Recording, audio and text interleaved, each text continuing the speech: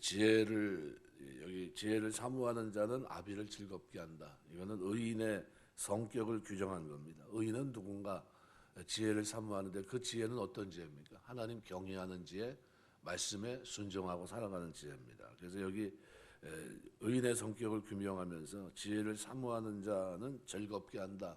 이 단어가 미완령으로 되어 있습니다. 사막을 한다는데 온전히 지속적으로 무언가를 기뻐하는 모습을 나타내는 표현입니다. 그러니까 뭘 기뻐하냐 하면 날마다 하나님 말씀대로 살고 하나님 말씀 경외하고 그러면서 어떻게 그렇게 살아가는 것. 그러니까 하나님 경외하면서 의롭고 바르게 사는 것.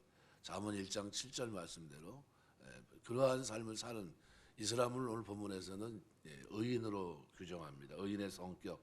그러니까 하나님 말씀을 가까이 하고 그것을 그대로 지켜 살아가는 것을 큰 즐거움으로 가지고 있는 사람입니다. 이러한 사람에게는 잠언 3장 16절 부귀와 장수가 있다고 그랬습니다. 우리가 그냥 공고가 없습니다. 섬기면 은혜 주십니다. 사사기 말씀을 이제 묵상하는 중에 그런 대목이 나옵니다. 단지파가 사라지는 장면이 나오는데요. 사실은 하나님이 제비 뽑을 때 단지파에게 주어졌던 땅은 좀 강한 사람이 여부수 족속인가가 아마 자리를 잡고 있었습니다. 그래서 사실은 이내 포기합니다. 포기하고 엉뚱한 데로 가가지고 그냥 멀쩡하게 평화롭게 사는 사람들을 다 죽이거든요. 그리고 이제 자기들이 그 땅을 차지했는데 사실은 하나님이 자기에게 주어진 그 정한 그죠? 땅을 기업으로 분배할 때 줬던 그것을 버리고 그다음에 어떻게 엉뚱한 짓을 한 겁니다.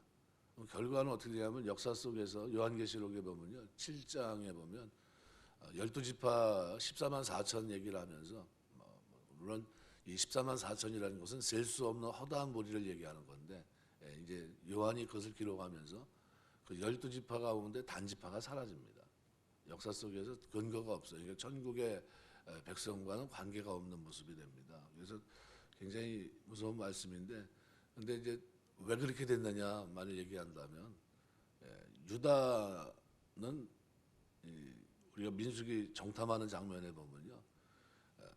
여호수아 갈렙 이제 갈렙이 이제 유다 지파거든요.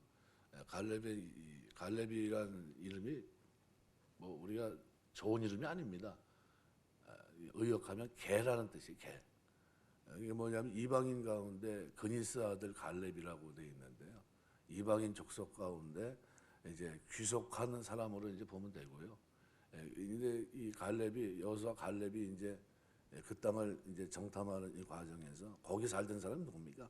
아낙 사람이에요. 아낙은 장대한 자, 다른 말로는 네피림입니다. 네피림.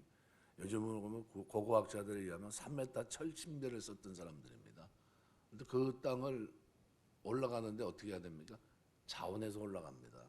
제비 뽑는데 제비 뽑혀서 간 게 아니라요. 그 땅을 나에게 주셔서 그러고 올라갑니다. 이게 무슨 얘기를 하냐면요. 그렇게 자원해서 올라간 사람은 그 땅을 뺏었는데 그런데 제비 뽑아가지고 이제 단지파 같은 경우는 하나님이 정한 그 기업으로 준 땅을 포기합니다. 그리고 엉뚱한 짓을 해요. 결국은 하나님부터 버림을 받거든요. 굉장히 생각하는 것이 우리가 거기에서 좀 고민을 좀 많이 하셔야 됩니다. 신앙생활이 뭘까? 내 뜻대로 가는 게 아니라 아버지 뜻을 이루는 겁니다. 하나님의 뜻에 붙들리면 쓰임받는 게 신앙생활이죠. 그래서 그 모습을 보면서 이게 우리가 하나님이 나에게 주신 목사로서의 어떤 직책이라든가 어떤 거룩한 삶 또는 뭐 이런 것들을 버린다는 것은 어마어마한 실수가 될 수 있다라는 것을 우리가 잊지 마셔야 됩니다. 특히 나에게 준 달란트를 땅에 묻어놓지 말아야 돼. 나에게 어떤 기회를 줬을 때 그 기회가 어떻게 앞에는 큰 장벽입니다. 그죠? 진짜 현실적으로 보면 어때요? 그 말이 맞아요. 그런데 믿음의 눈으로 보면 어때요? 나와 함께 하신 하나님을 경험할 수 있는 기회입니다. 그런데 지금 그 사람들은 어떻게 했습니까? 현실의 그 벽에 부딪혀서 도망간 겁니다. 누구처럼 도망갔냐면요. 우리 요나처럼 도망간 겁니다. 다시스로 욥바로 내려가는 배를 타고 배 밑창까지 계속 내려가는 장면을 성경이 기록하거든요. 그건 뭡니까? 하나님의 뜻을 저버리고 계속 도망가는 실패의 모습을 보여준 겁니다. 근데 우리가 그렇게 살면 안 되고요. 신앙생활은 하나님 경외하는 중에 어떤 환경을 만나도 하나님이 나와 함께 하시고 하나님이 나를 위하는 자로 있고 그 하나님이 도우시면 된다. 이 믿음을 가지고 그 길을 가는 겁니다. 그것이 나에게 큰 데미지가 있고 힘을 소모시키고 어떻게 하면 그것이 내 인생의 마지막 장면이 될 수 있다 할지라도 그래도 어떻게 해요? 포기하지 않고 그 길을 걸어가는 게 믿음입니다. 우리 신앙생활하면서 뒤로 물러가는 사람이 아니라 하나님 앞에 부닥치며 하나님이 능히 나와 함께 하시면 다 할 수 있다. 이 믿음을 가졌던 사람이 누굽니까? 바로 사도 바울입니다. 내게 능력 주시는 자 안에서 내가 모든 것을 할 수 있다. 뭐 환경이 어때요? 힘들지만 좋기 때문에 한 얘기가 아닙니다. 말 그대로 어려운 환경이죠. 그런데 그 길을 걸어갑니다. 그래서 의인의 성격은요, 하나님의 말씀을 기뻐하고 지켜 행하면서 의롭고 바르게 사는데 거기에 있습니다. 근데 오늘 본문에 보시면은 지혜를 사모하는 자는 그래서 아비를 즐겁게 합니다. 의인의 성격입니다. 하지만 이 창기와 사귀는 자는 재물을 잃어버린다. 그러니까 창기를 사귀는 자는 재물을 없이 한다 그랬는데 재물뿐만 아니라 인생 자체를 낭비합니다. 무절제하고 방종하게 살면 병도 얻게 되고 건강, 생명까지도 위험이 많습니다. 그래서 그러한 자에게는 한 조각 떡만 남으면 생명까지 잃게 될 것이다. 잠언 6장 26절. 또 창기나 방탕한 친구를 사귈 위험이 있는 젊은이들에게 청년의 정욕을 피하고 경건하게 살 것을 교훈한 말씀이기도 하고 넓게 해석하면 여기서 말하는 창기는 사단의 지배하에 있는 음란한 세상을 상징한다고도 할 수 있습니다. 왜냐하면 창기라고 하는 것은 화려하고 또 꾸미면서 달콤한 말로 유혹하고 삼킬 자를 찾는 속성이 있기 때문입니다. 그래서 성경은 아름다운 옷과 보석으로 꾸미고 금잔을 들고 사람들을 미혹하는 사단의 세력을 요한계시록 17장 4절 5절 보면 음녀의 모습으로 묘사합니다. 창기와 사귄다는 것은 세상과 짝하고 방탕하게 지내는 것을 의미하는 것이기도 합니다. 그리고 그렇게 성도가 세상과 짝하고 재물과 인생을 낭비하게 될 때 하늘에 계신 아버지께서 근심하고 탄식할 것은 말할 필요도 없겠죠. 더구나 세상의 유혹에 빠져서 믿음마저 잃게 된다면 그 생명까지도 잃게 되는 것으로 정말 두려운 일입니다. 그래서 본절은 남녀노소를 불문하고 하나님을 따르는 모든 성도에게 대한 교훈이자 경고의 말씀이기도 합니다. 따라서 이 천국을 향해 순례길을 가는 오늘 우리 모두는 행여 세상과 짝하여 살아 우리가 재물만이 아니라 한 번밖에 없는 귀중한 인생을 낭비하지 않도록 우리가 늘 조심해야 됩니다. 세상 쾌락을 쫓아 사는 것은 하늘의 은사를 헛되이 하는 것이고 하나님과 원수되는 것임을 우리가 알고 삼가 주의해야 됩니다. 아무리 세상이 화려한 모습으로 유혹할지라도 우리가 본향을 바라보면서 경건하게 살아가면서 신령한 기쁨과 함께 약속된 생명, 영광을 얻는 사람들이 되어야 됩니다. 그래서 우리 눈앞에 하나님 주신 기업이요, 그게 목숨을 걸 만한 일이거든요. 단지파에게는 여부수족속을 이길 만한 힘이 없었어요. 그런데 했으면 어떻게 됐을까요? 이겼습니다. 했으면. 왜요? 하나님이 함께 하시니까. 그런데 그거를 하나님이 함께 할 수 있는 이거를 못합니다. 그래서 성경이 그 장면을 기록한 겁니다. 똑같은 환경을 현실의 눈으로 보면 그들의 고백이 맞아요. 그런데 믿음의 눈으로 보면 다르다는 거예요. 이게 우리의 영역은 뭡니까? 믿음의 눈입니다. 믿음의 눈으로 보고 우리가 나가야 돼요. 그래서 우리가 하나님의 교회가 어떤 일을 할 때 현실의 복을 보고 자꾸 무너지면 됩니까? 안 됩니까? 안 돼요. 뭘 가지고 해야 됩니까? 믿음으로 하는 겁니다. 믿음으로 하나님의 도움을 구하면서 나가는 거예요.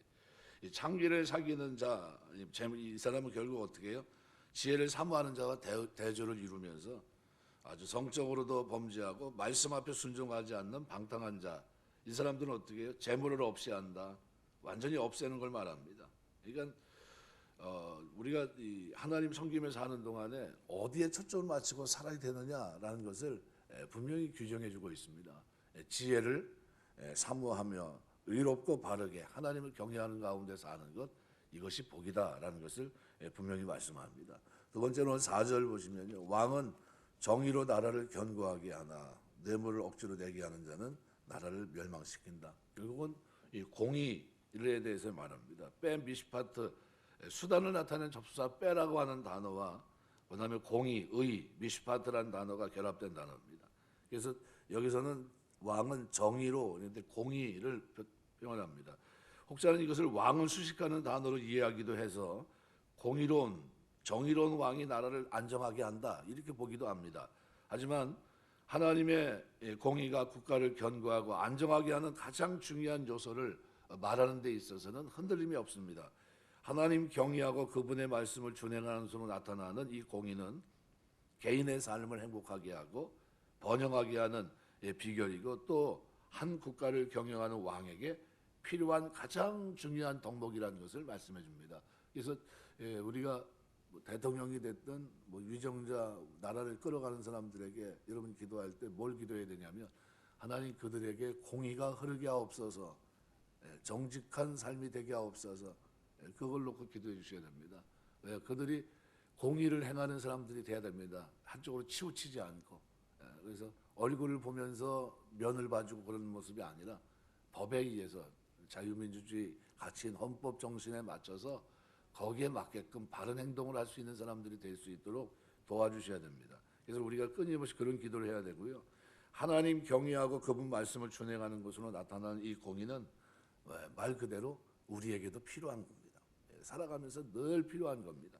그래서 하반절에는 뇌물을 억지로 내게 하는 자는 나라를 멸망시킨다. 테르모트라는 말은 기증물, 재물이란 뜻인데 여기 웨이시 이렇게 되어 있습니다. 헌물을 말합니다. 그러니까 세 가지 의미가 있어요. 뇌물을 받는 자, 무거운 세금을 부과하는 자, 탐욕스러운 자라는 뜻이에요. 그러니까 이 세 가지 의미가 어떤 건지 구체적으로 확정할 수는 없지만 상반절에 공의로라는 표현과 대조를 이루고 있기 때문에 하나님 말씀에 위배되는 불의한 모든 것들을 나타내는 겁니다.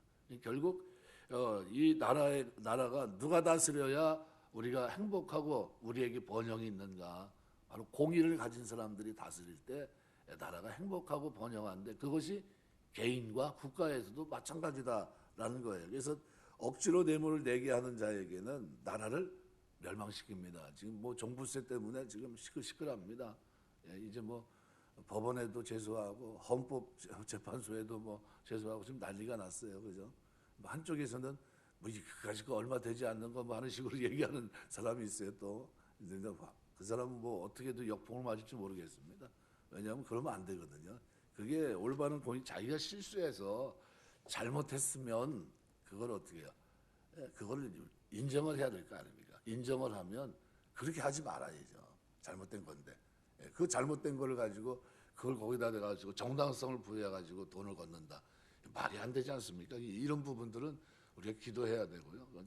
기도하면서 또 어떻게 잘못된 거는 소리를 내야 되는 겁니다. 이건 올바르지 못하다. 이 땅에 왜 공의가 사라지느냐 이러면 안 된다. 누가 봐도 상식이 통하는 사회가 돼야 되지 않습니까? 그래서 이 불의는 나라를 멸망시키는 겁니다. 이거는 말 그대로 서요 사태가 큽니다. 파장이 크고 그래서 여기 쓰이는 단어 하라스라는 단어가 성벽이나 집과 같은 건물의 파기와 관련해서 넘어뜨리고 파기하고 헐어버린다는 뜻입니다. 그러니까 결국 뭐가 이렇게 어려운 공의가 없는 것이 이렇게 무섭습니다. 그래서 오늘 본절 이 4절의 이 표현은요. 3절 하반절과 함께 하나님을 경외하지 않는 불의가 개인의 삶뿐만 아니라 국가 전체를 파멸에 빠뜨린다라는 겁니다. 그러니까 하나님을 경외하는 사람에게 있는 것이 뭡니까? 지혜가 있는데 그 지혜는 공의입니다. 공의.